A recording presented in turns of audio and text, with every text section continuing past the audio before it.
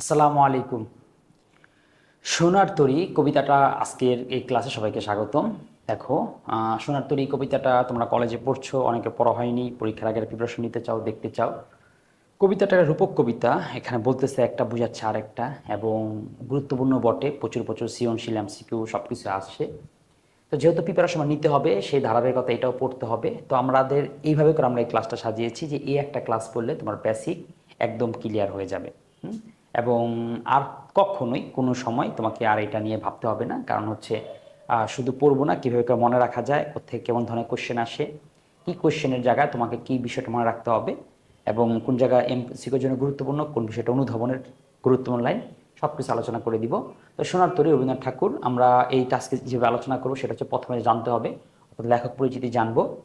তারপর লেখক পরিচিতি জানার পর হচ্ছে এই কবিতার যে প্রথমে যে জানতে হয় উৎস, ছন্দ, তারপর হচ্ছে বিষয়বস্তু, তার পাঠ পরিচিতি, ঠিক আছে, এইগুলো জানা শেষ হলে এরপরে কবিতার দিকে চলে যাব।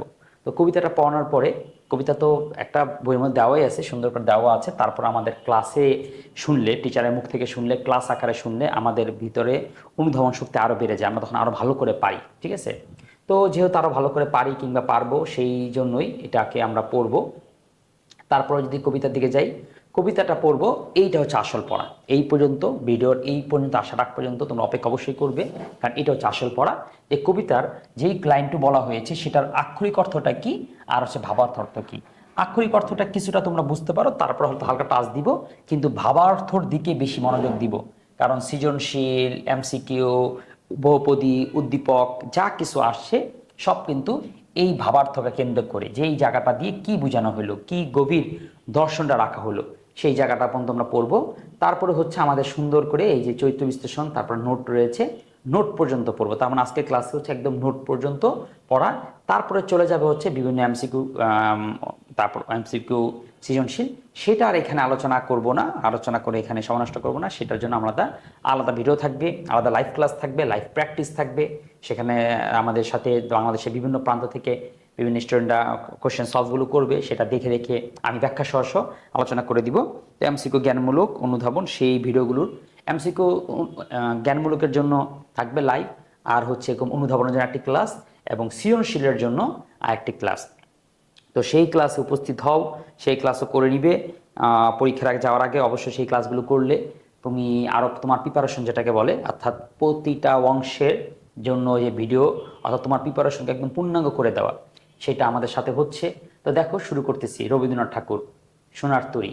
প্রথমে যে আমরা জানবো, আগে যদি কবি পরিচিতি বলি, তো দেখো, বাংলার অসামান্য প্রতিভার অধিকারী ছিলেন বিশ্বকবি রবীন্দ্রনাথ ঠাকুর। তার অনেক প্রতিভা ছিলেন, তিনি আঁকা আঁকি, চিত্রশিল্পী, অনুসন্ধান, বিশ্ব পরিবাচক, মানে ঘোরাঘুরি করতেন, পত্রিকা সম্পাদক ছিলেন, বাংলা শিক্ষা এবং সংগঠনে তিনি কাজ করেছেন। তিনি বিশ্বভারতী, রবীন্দ্র ভারতী, শান্তিনিকেতন নামক স্কুল, এরকম নানা রকম সামাজিকমূলক কাজও তিনি কিন্তু করেছেন। তো এই জিনিসটাই বললাম, যে তারা আসলে অনেক প্রতিভার ছিলেন, এবং যোগ্য ব্যক্তিও যেমন ছিলেন, তেমনি আবার টাকা পয়সাওয়ালাও ছিলেন, জমিদার ছিলেন, জমিদারের পুত্র ছিলেন।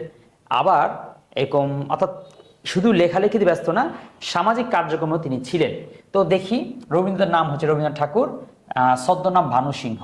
তো ছদ্মনামটা তো মনে রাখতে পারো খুব সুন্দর একটা টেকনিক দিয়ে, সেটা হচ্ছে রবীন্দ্রনাথের সাথে কি সানি লিওনের সম্পর্ক ছিল। হ্যাঁ, আচ্ছা, কারণ ভানু শব্দের অর্থ হচ্ছে সান, আর লায়ন মানে হচ্ছে সিংহ, ঠিক আছে। তাহলে এমন একটা কৌশল দিয়ে মনে রাখতে পারো যে রবীন্দ্রনাথ ঠাকুরের ছদ্মনাম হচ্ছে কি ভানু সিংহ বা সান আর লায়ন। উপাধি বিশ্বকবি, কবিগুরু।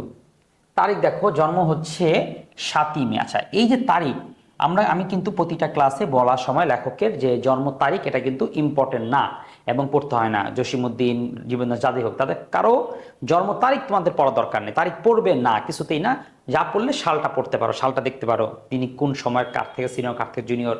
কিন্তু রবীন্দ্রনাথ ঠাকুর কিন্তু সবটাই পড়তে হবে। রবীন্দ্রনাথ এবং কাজী নজরুলের জন্ম তারিখ, তারপর হচ্ছে সাল, বাংলা তারিখ, বাংলা সাল, সবটাই পড়তে হবে। এখন মনে রাখা যায় কিভাবে? তার পড়ি তো মনে থাকে না, মনে রাখা যায়, মিলানোর চেষ্টা করো। দেখো, তার জন্ম কিন্তু দুইটাই 7 তারিখ। 7ই মে যেমন জন্ম, তার মৃত্যু এরকম 7ই আগস্ট, ঠিক আছে। তাহলে এমনি মনে রাখতে পারো, আওয়ামী লীগেরও কি 7ই আগস্ট, আগস্ট মাসে ধরা খাইছে, রবীন্দ্রনাথও আগস্ট মাসে ধরা খাইছে, তাহলে আগস্ট মাসেই তিনি মারা গেছেন। আর জন্ম নিছেন মে মাসে, ঠিক আছে। তিনি ছেলে হইল তার জন্ম মে মাসে। তো 1861 এই জায়গা তো ভুল করা যাবে না। 1861 তার জন্ম, এই অংশের কোনো রকম ভুল করা কোনো সুযোগ নেই। আরেকটা হচ্ছে বাংলা সাল। বাংলা সাল কীভাবে মনে রাখা যায় তার একটা কৌশল বলে দিই। বাংলা সাল হচ্ছে ইংলিশে যে কোনো সাল থেকে তুমি কি করবা, +7 -6 করে দিবা। যেমন আমার দেখো, ধরো এখন মনে করো 2025 সাল চলে, আমি আর বাংলা সাল জানি না, কীভাবে বের করবো? সেটা হচ্ছে তার সাথে আমি এই +7 দিব আর -6 দিব। এখন দেখি 7 আর 25 আর 7 হয়ে যায় 32, দিলাম 32, 20 থেকে 6 মাইনাস দিলে হয় হচ্ছে 20 থেকে 6 মাইনাস দিলে হয় হচ্ছে 14। এই যে তার মানে এখন বাংলা সাল চলছে 1432। সো এটা দারুণ একটা কৌশল, মনে রাখবা -6 +7 -6 +7 -6 +7, এই তো 6-7 6-7 এরকম করে মনে রাখতে পারো। অর্থাৎ এই 1861 থেকে তুমি যদি প্লাস এই 7 করো আর -6 করো তাহলে দেখো 1267 আসতেছে।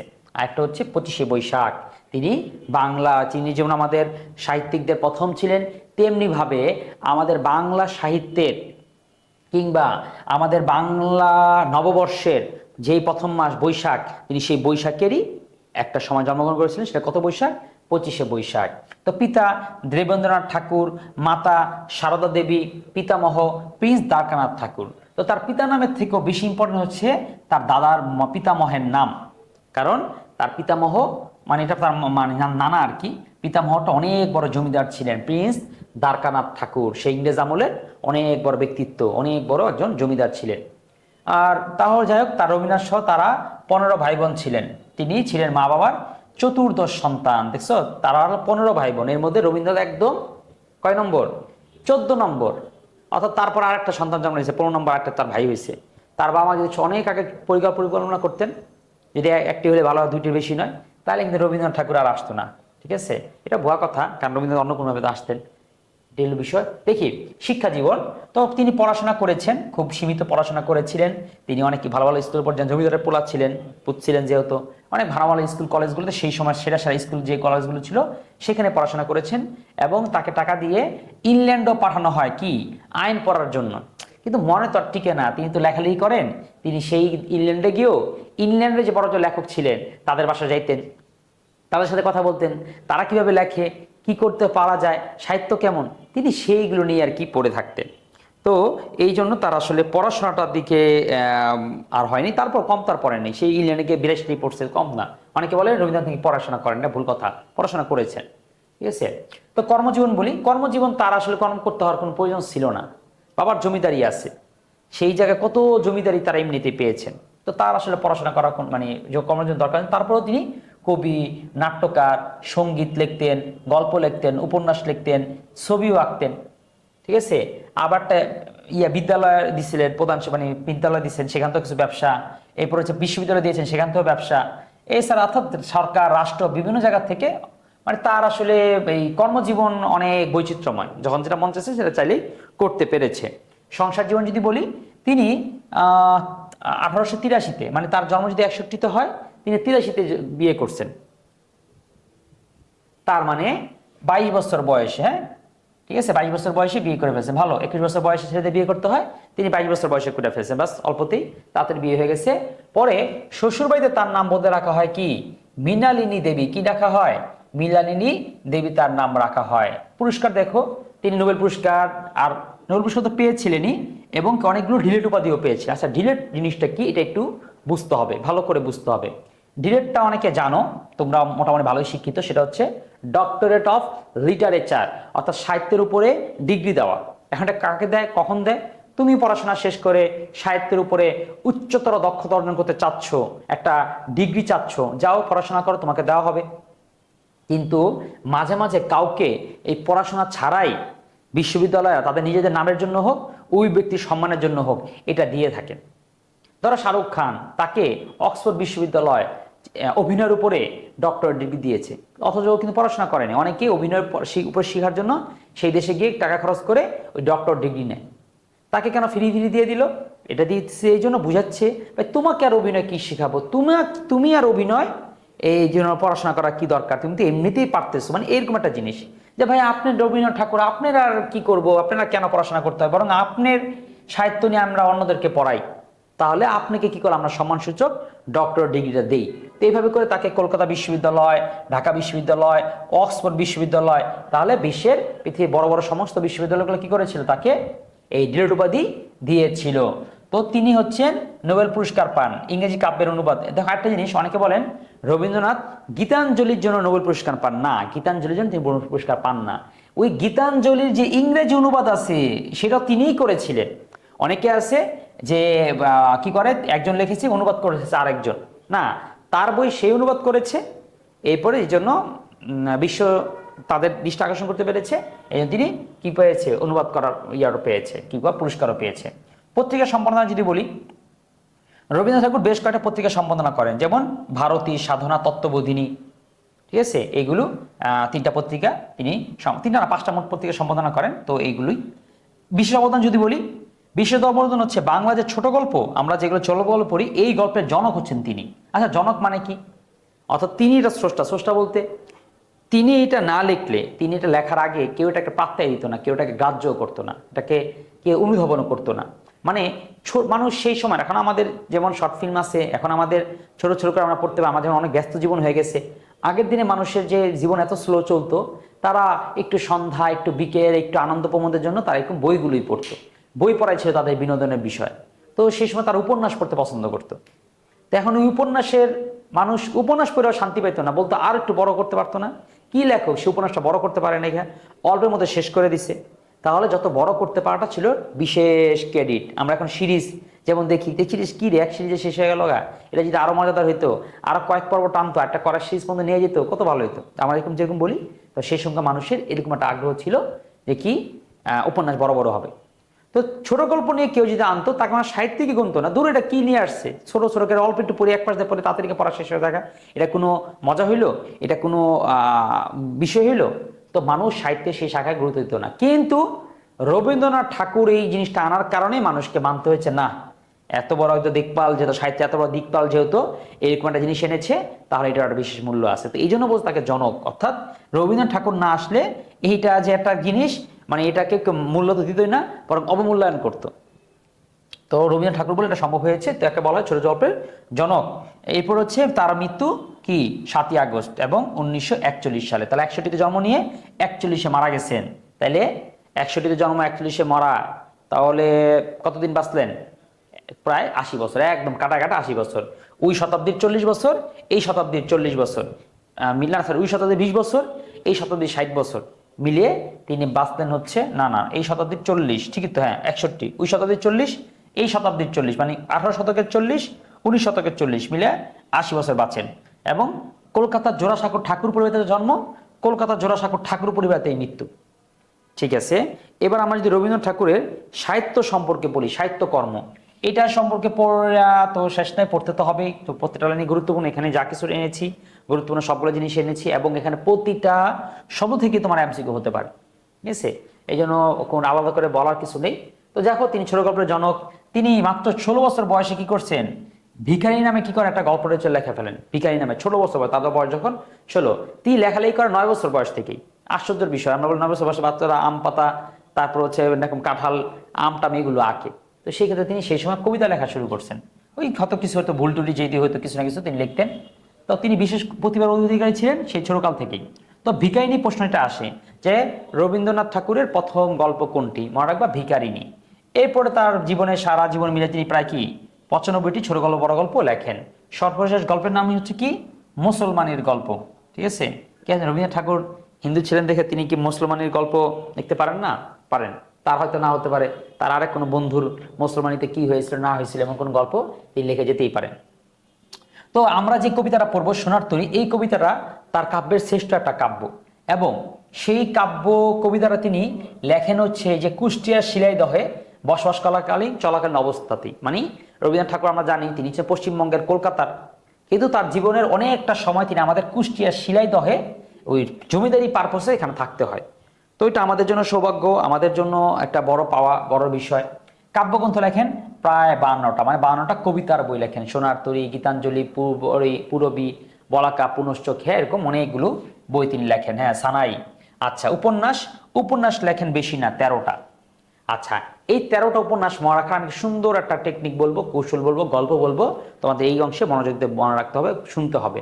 এবং তুমি যখনই এই অংশটা পড়বা, এই গল্পটাকে একটু ধারণ করবা। গল্প মুখস্থ করতে যাও না, মুখস্থ তুমি রাখতে পারবা না, তো গল্পটাকে আয়ত্তে নিয়ে এসে পড়বা। তাতে কি হবে, তোমার এমসিকিউ যেভাবে আসুক তুমি টের পাবা এটা তো উপন্যাস, এটা তো গল্পের বই না, বা এটা তো কাব্যগ্রন্থ না। কিভাবে, উপন্যাসটা কেমন?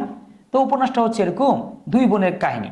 দুই বোনকে, তো একদিন হচ্ছে ঘরে আর বাইরে, ঘরে বাইরে আর মালঞ্চে, মালঞ্চ হচ্ছে বাগান। তো ঘরে বাইরে, ঘরের বাইরে যে বাগান, সেই বাগানে হাঁটাহাঁটি করতে করতে ওই যে দুই বোনের কথা বললাম, সেই দুই বোন শেষের কবিতার গোড়া থেকে 4টা অধ্যায় মুখস্থ করে ফেলছে।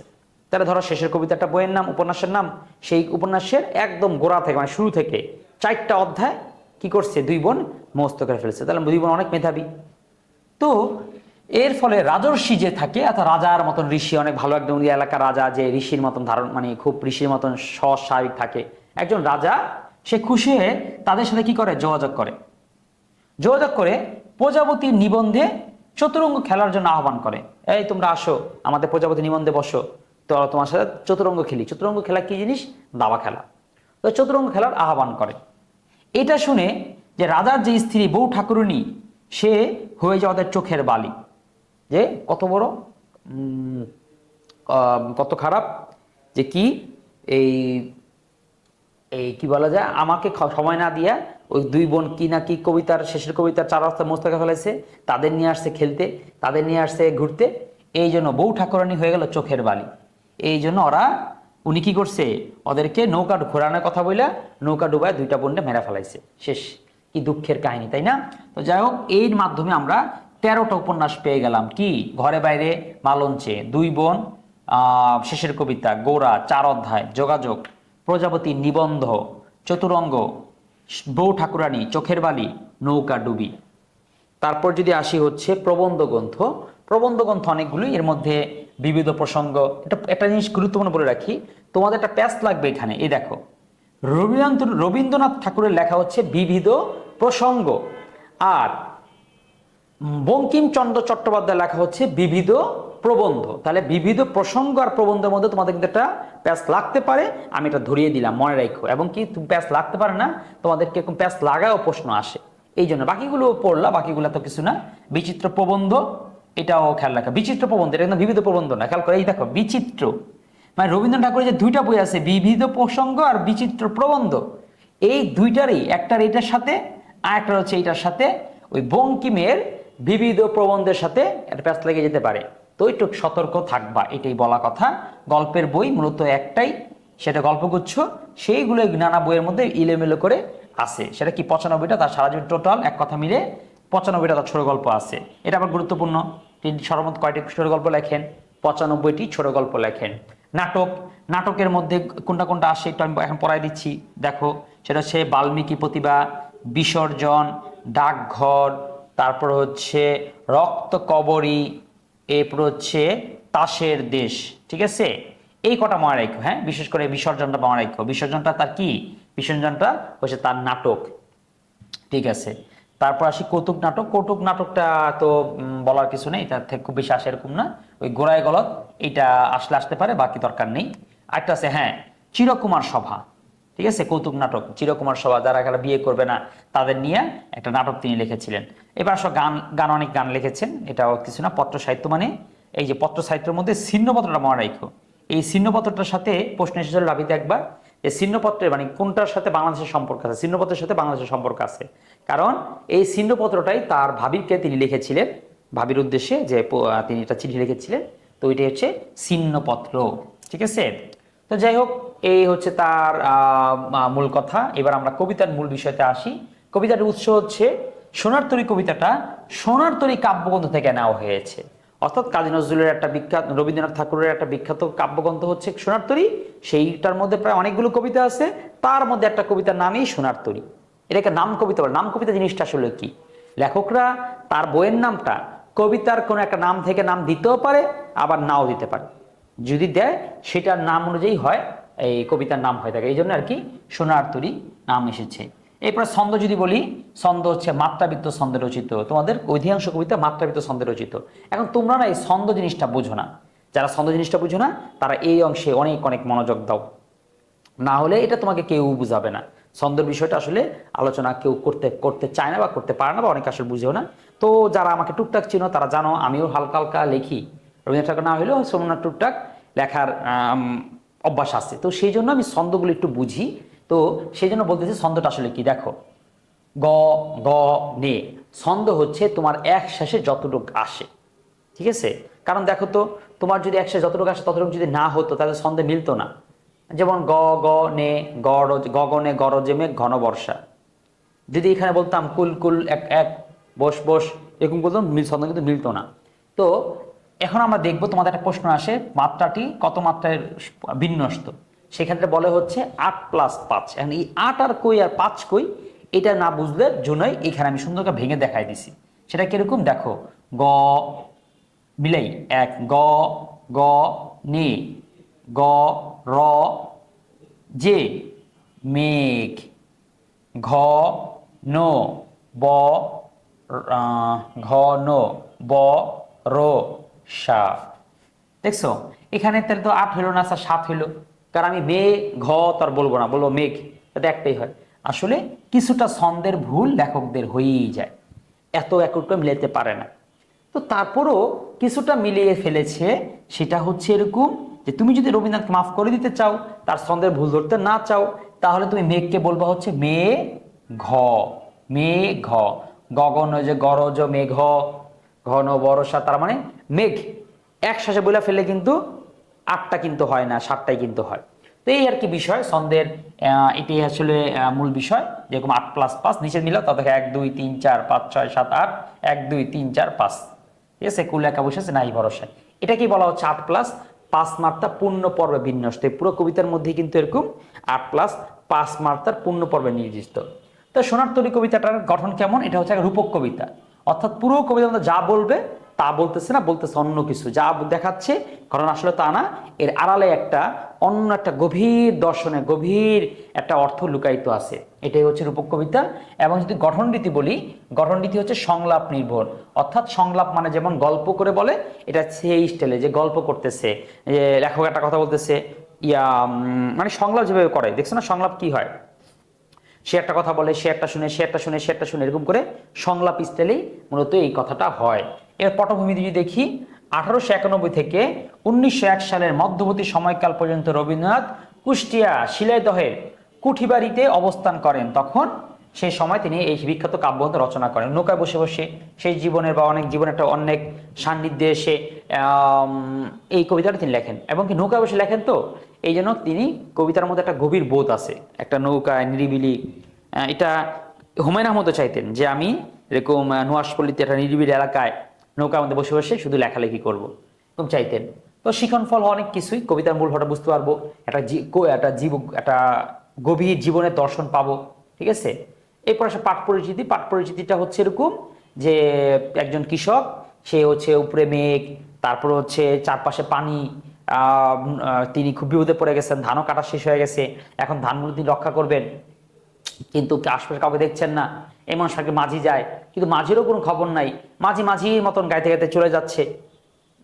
তারপরে তিনি মাঝিকে ডাক দেয়, আসো শোনো, আচ্ছা ঠিক আছে, আমার এই ধানগুলো আছে সব তুমি নিয়ে যাও, যা কিছু তাকে তুমি দিয়ে দাও, আমার আর এখানে কোনো বিনিময় আমি চাচ্ছি না, নাও।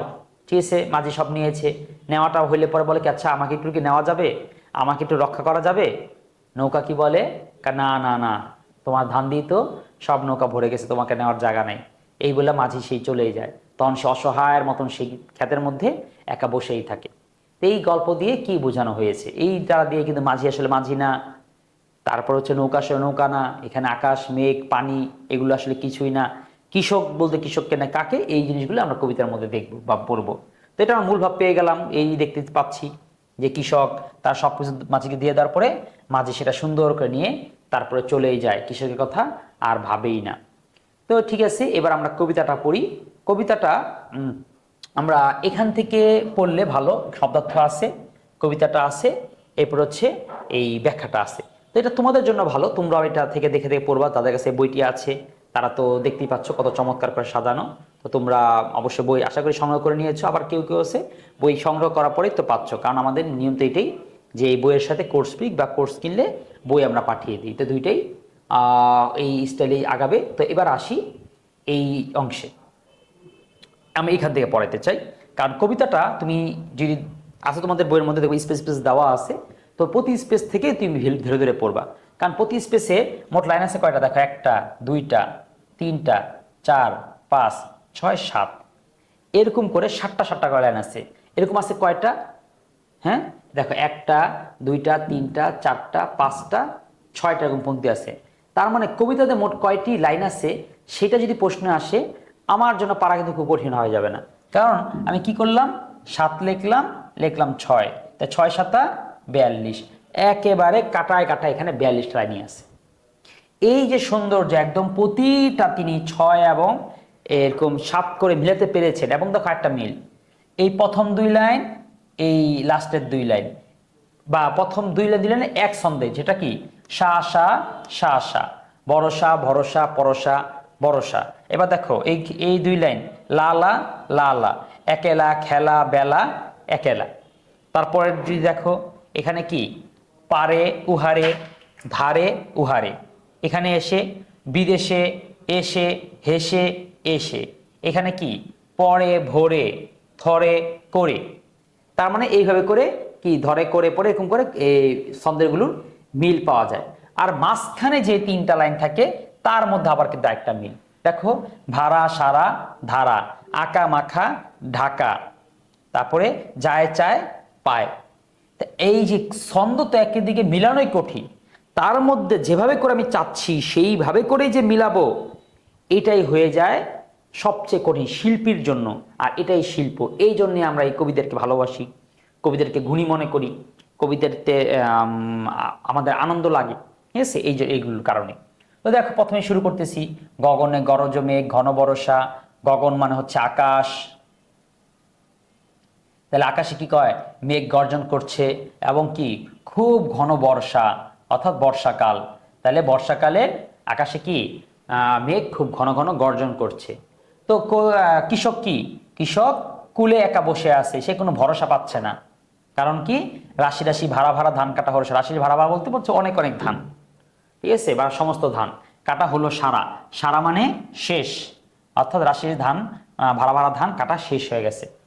ভরা নদী ক্ষুরধারা, আর সম্পূর্ণ নদীটা ভরপুর এবং এটা খুরের মতন ধার, ঢেউগুলো মনে হচ্ছে একদম খুরের মতন ধার, ক্যাস ক্যাস করে কেটে ফেলবে।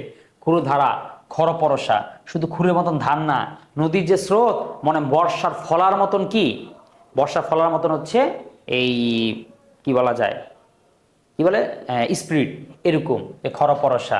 কাটিতে কাটিতে ধান এলো বর্ষা, আর এই ধান কাটতে কাটতে কি চলে আসছে, বর্ষাকাল চলে আসছে। এরপরে বলতেছে একখানি ছোট ক্ষেত আমি একলা, চারিদিকে বাঁকা জল করিছে খেলা। আমি রূপক অর্থ আর ভাবক অর্থটা একসাথে বলেই আলোচনা করে, আমরা সাধারণত করি কি শেষ করে তারপরে বলতাম, কিন্তু যেহেতু এই কবিতাটা কি বলা যায় রূপক আর দুইটা একসাথে বলে দিই। যেমন এখানে বলতেছে একজন কৃষক কি আছে, আমরা এখানে এই মানে প্রথম পংক্তিতে কি দেখতে পাই, একজন কৃষক সে কুলে একা বসে আছে, মানে নদীর বা তার ক্ষেতের পাশে একা বসে আছে অসহায় অবস্থায়, কাঁদতে যেই ধানগুলো কেটে শেষ করেছে এমন সময় বৃষ্টি আসতেছে, সে ধানগুলো কি করবে, কিভাবে রক্ষা করবে, এটা নিয়ে কি খুব মহা দুশ্চিন্তা, ঠিক আছে। এইটা হচ্ছে এই আক্ষরিক অর্থ। ভাবার্থ কি, ভাবার্থ যে দেখো পৃথিবীর যে মানুষ বা যারা শিল্পী, সেই যে অনেক কষ্ট করে যে জিনিসটা অর্জন করে, শিল্পী বলতে কারা, সবাই যে গান গায়, গানগুলো তার শিল্প, যে লেখালেখি করে তার লেখা, বই গান উপন্যাস নাটক, যে পরিচালক মুভিগুলো শর্ট ক্লিপগুলো অ্যাডভার্টাইজগুলো তার হচ্ছে শিল্প, যে লেখক তার স্ট্যাটাসগুলো তার চিন্তাগুলো তার উক্তিগুলো তার শিল্প, যে রাজনীতিবিদ তার কাছে তার ভাষণগুলো তার শিল্প, যে হচ্ছে রান্না করে মা, মা হচ্ছে ঘরের মধ্যে অনেক কিছু সুন্দর করে সাজিয়ে রাখে, এটা তার শিল্প। তো সবটাই হচ্ছে শিল্প। তাহলে এই কথাটাই বলা হচ্ছে, তাহলে হ্যাঁ শিল্প। তা দেখো গগনে গরজ মেঘ ঘন বর্ষা, কুলে একা বসে আছি কোনো ভরসা পাচ্ছি না, রাশি রাশি ভাড়া ভাড়া ধান কাটা হলো সারা। হ্যাঁ, তো বলতেছে এই যে শিল্প, শিল্পী হয়তো হয়তো তার শেষ জীবনে সে কি একটা দুশ্চিন্তায় ভোগে না, এই যে আমার যে কর্মগুলো, এই কর্মগুলো অর্জন করা শেষ হয়েছে, পূর্ণাঙ্গ হয়েছে, এখন এটা কি রক্ষা হবে, এটা কি কালের বিবর্তনে হারিয়ে যাবে, পরবর্তী প্রজন্মকে এটাকে স্মরণ করবে, এটাকে কেউ কি মূল্যায়ন করবে, নাকি এটাকে বাদ করে দিবে, নাকি এটাকে তারা গ্রহণ করবে না, গ্রাহ্য করবে না, কোনটা? তাহলে বলতেছে কাঁদতে কাঁদতে ধান শেষ পর্যন্ত কি বর্ষাকাল চলে এসছে। তো এই কথার দ্বারা ভাবার্থে সেটাই বুঝিয়েছে যে শিল্প বা শিল্প স্রষ্টার এই কোনটা ভয় হয়। তারপরে এখন আসছি, একখানি ছোট ক্ষেত আমি একেলা, চারিদিকে বাঁকা জল করিছে খেলা, পরপারে দেখি আঁকা তরু ছায় মসিমাখা, গ্রামখানি মেঘে ডাকা প্রভাত বেলা। এখানে আমরা কি দেখতে পাই?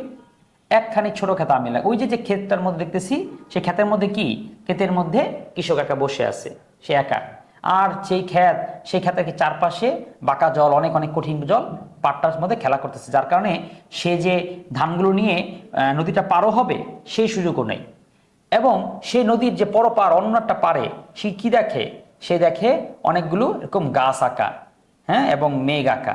এবং এই যে গাছ আর মেঘ তিনি যে দেখতেছেন সেটা কেমন, পরপারে দেখি আঁকা তরু মানে গাছ, ছায়া, মসি মানে হচ্ছে কালি, মসি মানে কি, কালি, আর হচ্ছে মাখা। আচ্ছা কালি মাখা, গাছের মধ্যে কালি মাখা, এটা আবার কি জিনিস? অর্থাৎ গাছের মধ্যে কালি মাখা না, দূরের গাছগুলো, দূরের গ্রামটা এমন ঝাপসা ঝাপসা হালকা হালকা দেখা যাচ্ছে, মনে হয় কোনো শিল্পী ওই কালি দিয়ে আফসা আফসা করে কোন রকম এঁকে রেখেছে, এরকম একটা বোঝাচ্ছে যে পরপরে দেখি একা তরু ছায় মসি মাখা, গ্রামখানি মেঘে ঢাকা প্রভাত বেলা। আর সেই গ্রামটা, ওই গ্রামটাও কি মেঘ দিয়ে ঢাকা, আর এই সকাল সকাল বেলা। এই পারেতে ছোট খ্যাত আমি একলা, আর কবি এই পারেতে, তাহলে ওই পারেও সুন্দর দৃশ্য তিনি দেখতে পাচ্ছেন, কিন্তু যেতে পারতেছেন না। আফসোস হচ্ছে যদি যেতে পারতাম। তো এটা একটা কিসের ইঙ্গিত? রূপক অর্থে ওটা সেই পরকাল, হ্যাঁ, যে পরকালে তার যেতে হবে, সে জানে নিয়তি ওইটাই, আমাকে সেখানে যেতে হবে। কিন্তু এই পারে, কিন্তু যাবে কিভাবে? এই পারে তো তার কত অর্জন, কত ধান, এগুলোর কি হবে? এগুলো কি রক্ষা করবে, নাকি এত কষ্ট করে যা অর্জন করে সবকিছু বিলীন হয়ে যাবে? এই কথাটাই সে চিন্তা করলো। এমন সময় কি দেখে, গান গেয়ে তরিয়ে বেয়ে কে আসে পারে। তিনি যখন হতাশ দুশ্চিন্তা, এমন সময় দেখতেছে না একজন আসতেছে, একজন মাঝি।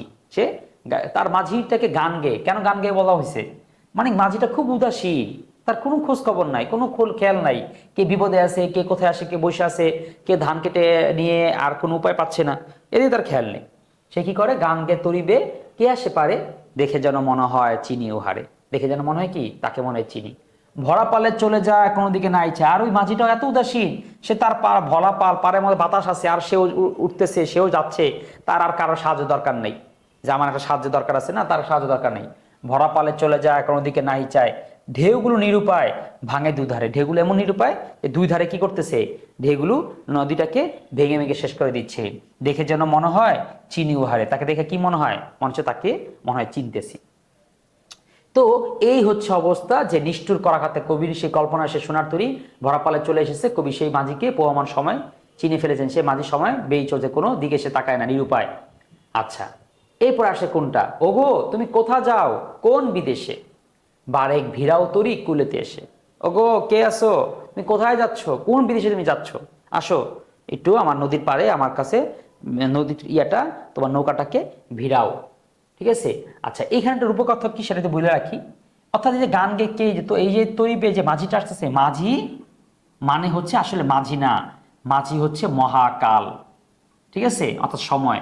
সময় কিরকম নিষ্ঠুর না, হ্যাঁ, সময় কি কারো দিয়ে খেয়াল করে, কে বড় শিল্পী, তার কত অর্জন, কে কি কষ্ট করতেছে, সময় তার মতন করে বইয়েই চলে, প্রতি মিনিট মিনিট সেকেন্ড সেকেন্ড কোনো পরিবর্তন না, দিন 24, রাত 24 ঘন্টায়, রাত দিন হতেই আছে, সে কারো দিকে খেয়াল করে না।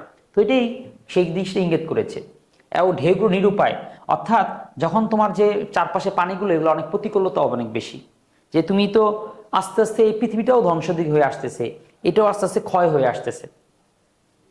ঠিক আছে, ওগো তুমি কোথা যাও কোন বিদেশে। তো সে সময় কি করলো, মাঝিকে সে ডাক দিল, ভাই একটু আসো আমার বারেক ভিড়াও। বারেক মানে দেখো, বারেক হচ্ছে খুব সুন্দর একটা শব্দ, এক বার, এটা উল্টো করে দাও, হয়ে যায় কি, বার এক, অর্থাৎ বারেক।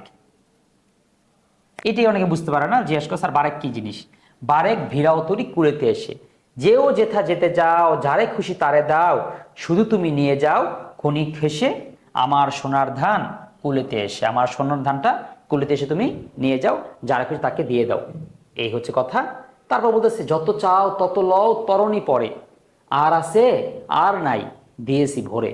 দেখছো, রবীন্দ্রনাথ ঠাকুরও কত দুষ্ট ছিল, সে ভৈরা দেওয়ার কথা বলে। আচ্ছা, তো যাই হোক, সে কি করছে, যত ইচ্ছা তত মাঝিকে কি বলছে, ভাই দেখো আমারও তো এরকম চাই না যে আমাদের কি বলা আমার কষ্টের অনেক অর্জন, এই দেখো আমি যে নোটগুলো তোমাদের জন্য বানাই, অনেক কষ্ট কিন্তু হয়, অনেক দিন ধরে প্রায় একটা বছর ধরে একটু একটু একটু সংগ্রাম যুদ্ধ করে করে করে রাত দিন, দিন রাত, দিন রাত, রাত দিন করতে করতে করতে করতে এই বুঝি শেষ হবে, এই বুঝি শেষ হবে, না শেষ হতে চায় না, এই শুনে নক দেয়, স্যার কবে আসবে, কবে আসবে, বই আসবে কবে। তো এই বলে এই তো আর এক সপ্তাহ, দেখো আচ্ছা আর এক সপ্তাহ, এই তো 2 সপ্তাহ পরে, এরকম করে সময় বলতে আছে। এই বলে একটা সময় সময় বলা বন্ধ করে দিছি, যেন কবে আসবে তারপরে বলবো। এই ডিজাইন করি, এই প্রুফ দেখি করতে, এই যে তার মানে দেখো তখন আমরা কি চাই, আমাদের তখন চাওয়া থাকে যে কি, আচ্ছা ঠিক আছে আমি ধরো মারা যাবো, তখন মনে হচ্ছে আমার কি আর এগুলার কোনো ইয়া থাকবে, তখন মনে হয় না কষ্ট করেছি, এটা সবাই পাক, পেয়ে আমার জন্য দোয়া করুক, আমাকে ভালোবাসুক, আমার কথা স্মরণ করুক, আমার তখন এই ছাড়া আমাদের জাগ্রত হবে। এই জন্য তখন আমরা বলবো যত আছে যাও নিয়ে যাও ভাই, তুমি নিয়ে যা কিছু তাকে দাও। অনেক স্টুডেন্ট তো আছে আমার নোট নিয়ে এসে দেখা গেছে বন্ধুদের বিক্রি করে টাকা কামায়, আবার আমাকে বললেও যে স্যার আপনি কি করেন, পিডিএফ বিক্রি করে দিছি, আপনার নোট বিক্রি করছি, পরীক্ষার আগে পোলাপাইনের মাথা খারাপ, ওরা হচ্ছে আপনার নোট দেখে খুব পছন্দ করছে, কারে সুন্দর নোট তো, তারপর ওদের নিয়ে নিছে। তো এরকম স্টুডেন্টরা বলতো এরকম, তো আমার মনে হয় ইচ্ছা দেখ যাকে খুশি তাকে দাও, শুধু তুমি নিয়ে যাও খুনি খেসি, একটু হাইসা নাও, একটু বলো এটা মূল্যায়ন করো, এটা কষ্টের জিনিস, এটা এমনি এমনি ফ্রি ফ্রি না, এই একটু মূল্যায়ন তুমি করো, আমরা এটাই চাই। তো মাঝিও বলতেছে হ্যাঁ ভাই আমার যত ধান আছে তুমি নিয়ে যাও, আমি বিপদে পড়েছি, আমি কিছু করতে পারবো না, মাঝি তুমি আমার সমস্ত ধান তুমি নিয়ে যাও। তো এটাই, এরপরে সব যখন দিয়ে দিছে তখন বলে আর আছে, আর নাই। মাঝে আর এখন তো নেই নেই, খবরই নেই, সে যে চলে গেছে। এখন যখন দিছে তখন বলে কি আর আছে, মানে কিছু বল না রে ভাই আর তো নাই, যা আছে সবই তোমাকে দিয়ে দিছি, এত কাল ধরে এত কষ্ট করে যা আমি অর্জন করেছি থরে বিথরে তোমাকে সব দিয়ে দিছি। এরপরে লাস্টে রিকোয়েস্ট করতেছে, ঠিক আছে তোমাকে আমি সব দিলাম, তুমি এখন কি করুণা করে আমাকে একটু নিতে পারো, তোমার নৌকায় আমাকে একটু রাখো, আমাকে একটু নাও, আমাকে একটু পার করে দাও। দেখো মাঝি কি বলে, ঠাই নাই ঠাই নাই ছোট সেতরি, আমারই সোনার ধানে গিয়েছি ভরি। দেখছো এখন হয়ে গেছে উল্টা, সোনার ধান কার ছিল, কৃষকের ছিল, যেমন সে নিয়ে নিছে এখন হয়ে গেছে তার, ঠিক না? এরকম হয়, ঠাই নাই ছোট সেতরি, আমারই সোনার ধানে গিয়েছে ভরি, শ্রাবণ গগন ঘিরে ঘন মেঘ ঘুরে ফিরে শূন্য নদীর তীরে রহিনু পরি, যাহা ছিল নিয়ে গেল সোনার তরী। তাহলে শ্রাবণ গগন ঘিরে ঘন মেঘ ঘুরে ফিরে শূন্য নদীর পাশে কি সে উপরেই রইল, আর যা ছিল সব কি করলো, সোনার তরী নিয়ে গেল। এখানে কবি চিরন্তন সত্য অনিবার্য মৃত্যুর জন্য অপেক্ষা করে, কারণ মহাকালের স্রোতে মানুষ অনিবার্য পরিণতি এড়াতে পারে না, কেবল টিকে থাকে তার সৃষ্টি সোনার ফসল। এমনিভাবে কবির সৃষ্টিকর্ম কালের সোনার তরীতে স্থান পেলেও ব্যক্তি কবির স্থান সেখানে হয়নি, তাহলে ব্যক্তিকে নেয় না। এই লাস্টে দ্বারা আমরা কি বুঝলাম বা এটা আসলে কবি দর্শনটা কি এরকমই, তোমার যে কর্ম, মানুষ যে কর্ম, যে এই খেলোয়াড়, যে ওই শিল্পী, যে রাজনীতিবিদ যারাই বলো কেন, কি থাকে যায় থেকে যায় তার কর্মগুলো, সে কিন্তু মহাকাল তার কর্মগুলো রেখে দেয়, রেখে মানুষকে উপকার করে, আজীবন এই কর্ম অমর হয়ে থাকে মানুষের কাছে, এটা উপকার পৌঁছাতে থাকে, কিন্তু সেই মানুষটাকে কিন্তু তারা আর রাখে না, সেই মানুষটার মৃত্যু হয়েই যায়। তো সেটাই বলছে যে ছোট সে তরি, আমার সোনার দ্বারে গিয়েছে ভরি, এবং শূন্য নদী থেকে রয়ে নিব, এখানে কৃষক দ্বারা আমাদের যে কোনো শিল্প স্রষ্টাকে বোঝাচ্ছে, ঠিক আছে। আর ওই মাঝি দ্বারা মহাকালকে বোঝাচ্ছে যে কি করে তোমার কর্মটা তোমার রেখে দিবে, কি তোমাকে রাখবে না, তোমার কর্ম হয়তো তোমাকে স্মরণীয় করে রাখবে। এই হচ্ছে কবিতার শাব্দিক অর্থ আর রূপক অর্থ। আশা করি চমৎকার করে বুঝেছো, না বুঝলে কমেন্ট করো, প্রশ্ন করো, আমরা হয়তো সেই প্রশ্ন উত্তরগুলো দিয়ে দিব। দেখো চরিত্র বিশ্লেষণ করি, চরিত্র বিশ্লেষণ আমরা পাই যে কৃষক অবস্থান কোথায়, সে কূলে একা বসে আছে, অবস্থা হচ্ছে অসহায়, আর মাঝি সে হচ্ছে নৌকাতে এবং নদীর মাঝে। প্রকৃতি ভাব, কৃষক পরিশ্রমী এবং দুঃখী এবং নিরুপায়, তার কোনো উপায় নেই, আর মাঝি আনন্দময়, গান গেয়ে আগমন, খুব রহস্যময়, তাকে বোঝা যায় না, কথা কম বলে, ঠিক আছে, এবং খুব নিষ্ঠুর প্রকৃতির। সম্পর্ক ধানের সাথে, ধান কৃষকের জীবনের মূল ভরসা, আর কৃষকের ধান বইতে তুলে নিয়ে চলে যায়, এটা তার মূল ভরসা, আরও কি নিয়ে কয় এটা আমার ধান। প্রতীক হচ্ছে সে সাধারণ পরিশ্রমী দুঃখী মানুষ, আর মাঝি হচ্ছে ভাগ্য সময় এবং ক্ষমতাবান শ্রেণী, মহাকাল সে অনেক ক্ষমতাবান, সে নিয়ে চলে গেলে আর আসে না। পরিণতি যদি বলি, ফাঁকা হাতে নদী তীরে পড়ে থাকে, তার পরিণতি শেষ পর্যন্ত যে তার ধানও নাই এবং তাকেও নৌকা নেয় না, সে একা পড়েই থাকে। আর মাঝি ভরা তরী নিয়ে, নৌকা তো খালি ছিল, বরং আরো নৌকার মধ্যে সবকিছু নিয়ে সে মনে করো চলে যায়। এই তো এরপর দেখো কবিতার রূপকথা সমূহ, মানে কি কোনটাতে কি বুঝিয়েছে, এই জায়গায় তোমরা একদম স্টার চিহ্ন দিয়ে রাখো এবং এটার জন্য আমার জন্য দোয়া করো। এমন একটা দারুণ জিনিস, তোমার আসলে যা প্রশ্ন আসবে সেইটাকে এই একদম দলামসটাকে তোমার একসাথে দিয়ে দেওয়া হয়েছে।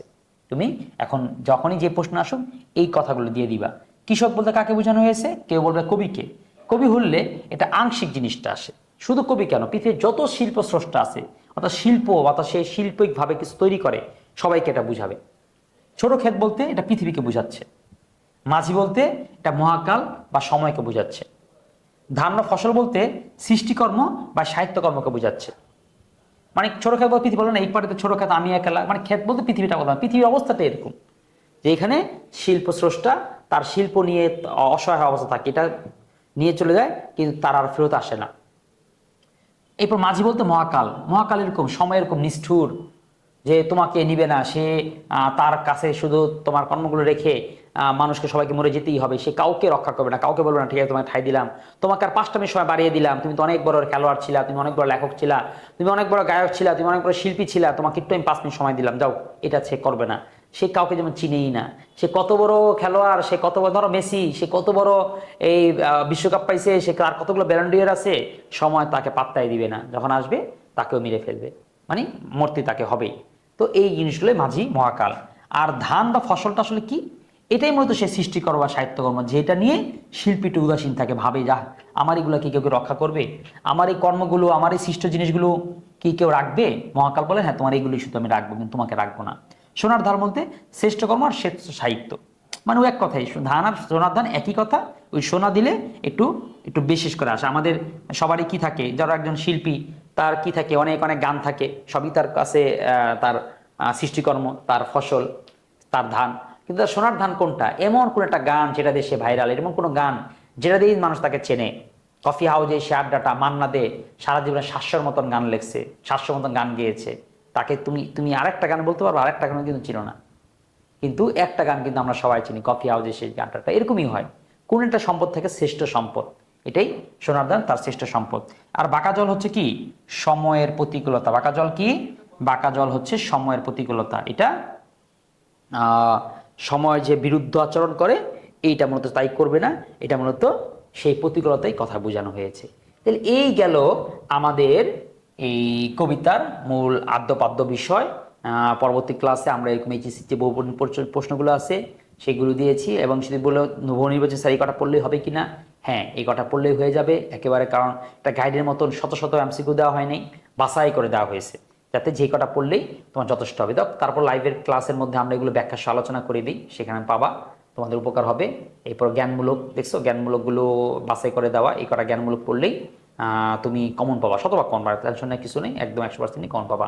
অনুধাবনগুলোও এই কয়টাই এই পড়লেই চলবে। তো যাক, আমরা অনুধাবন এমসিকিউজ, তারপর অনুধাবনের জন্য জ্ঞানমূলকের জন্য লাইভ ক্লাস রাখবো, বা আমাদের একদম উপস্থিত ক্লাসের মধ্যে আলোচনা করব। অনুধাবনের জন্য আমরা একটা ভিডিও রাখবো, এবং সর্বশেষ সৃজনশীলের জন্য একটি ভিডিও রাখবো।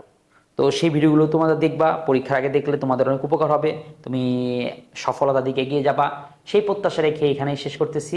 সোনার তরী, দেখা হবে আর একটু কোনো গদ্য কিংবা পদ্য নিয়ে। ততক্ষণ সময় ভালো থাকো, আসসালামু আলাইকুম।